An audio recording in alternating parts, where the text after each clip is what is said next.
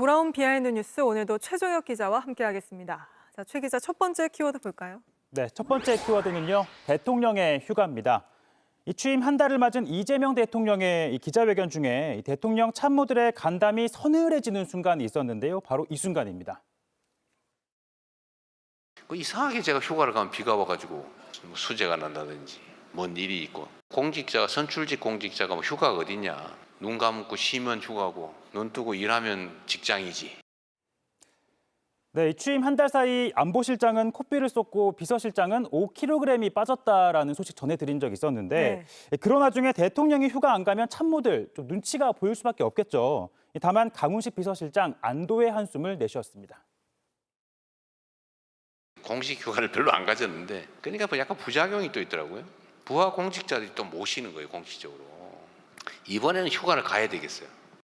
네, 휴가를 가겠다고요. 네, 다행입니다.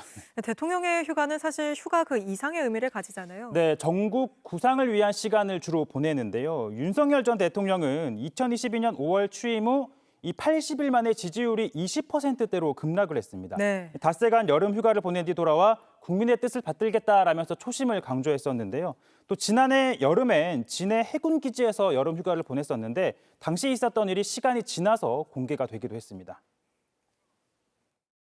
김건희가 회는 바다에서 작살로 잡은 회가 피가 빠지니까 맛있다 하니까 김성훈이 진해에 있는 화롯집에 가서 생선을 사다가 가두리 딱 걸쳐놓고 바다에서 작살로 잡는 것을 찍어가지고 김건희한테 보여주면서 이게 그 생선입니다 하니까 김건희가 역시 우리 경호처는 멋있다. 네, 이 휴가 말고 다른 휴가 때도 좀 논란이 있지 않았습니까? 맞습니다. 이 취임 2년 차 때는 거제 저도에 머물렀었는데 이때도 논란이 제기된 바 있습니다.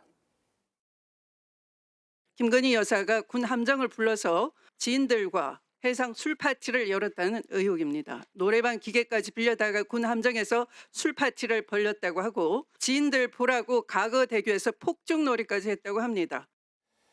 네, 그 바다의 청와대라고 불리는 청해대가 있는 저도는요, 역대 대통령의 단골 휴가처이기도 합니다. 2013년 여름휴가를 이곳에서 보낸 박근혜 전 대통령은 모래 위에 이렇게 저도의 추억, 나뭇가지로 쓰는 모습이 이 사진을 소셜미디어를 통해 직접 공개를 하기도 했었는데 당시 이 사진, 이 국정농단 사건 당시 JTBC가 입수했던 이 최순실 씨의 태블릿 PC에서 여러 개의 사진이 있었는데 이 사진을 뭐 고르는 듯한 대화가 있었다라는 게 보도해드린 바 있었고요. 네, 뭐 대통령의 휴가 논란이 됐던 장면들을 좀 모았는데 사실 대통령 휴가에는 메시지도 담겨 있어야 하잖아요. 맞습니다. 대표적인 게 문재인 전 대통령인데요. 문 전 대통령 첫 여름 휴가지 강원도 평창이었습니다. 이 평창 동계올림픽에 대한 관심을 끌어올리기 위한 취지가 있었는데요. 이 올림픽 관련 시설을 둘러보면서 자연스럽게 이렇게 시민들과 만나는 일정도 있었습니다. 알겠습니다. 바로 다음 이슈도 보죠. 다음 이슈는요.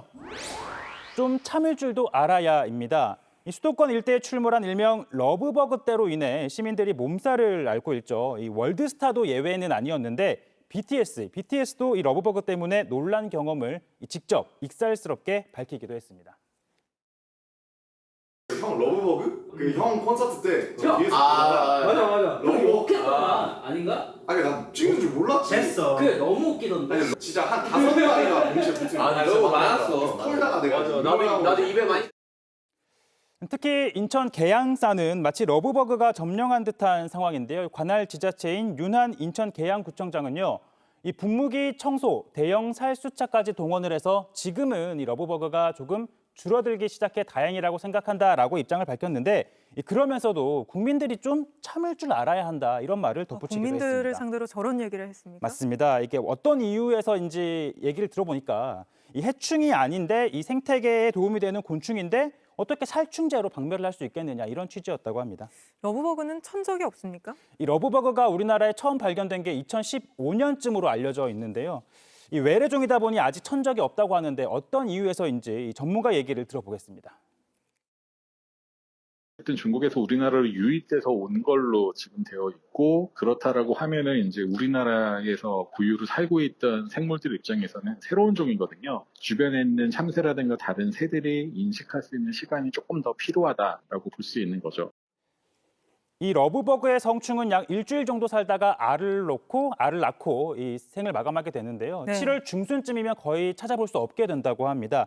그 전까지는 뭐 많이 만날 수밖에 없는데 이 러브버그가 빛을 좋아하는 만큼 밝은색 옷은 피하고 또 물을 싫어하기 때문에 분무기로 물만 뿌려도 쉽게 잡을 수는 있다고 합니다. 알겠습니다. 여기까지 듣죠. 최종혁 기자였습니다. JTBC 뉴스를 시청해 주셔서 고맙습니다. 저희는 저녁 6시 30분 뉴스룸에서 뵙겠습니다.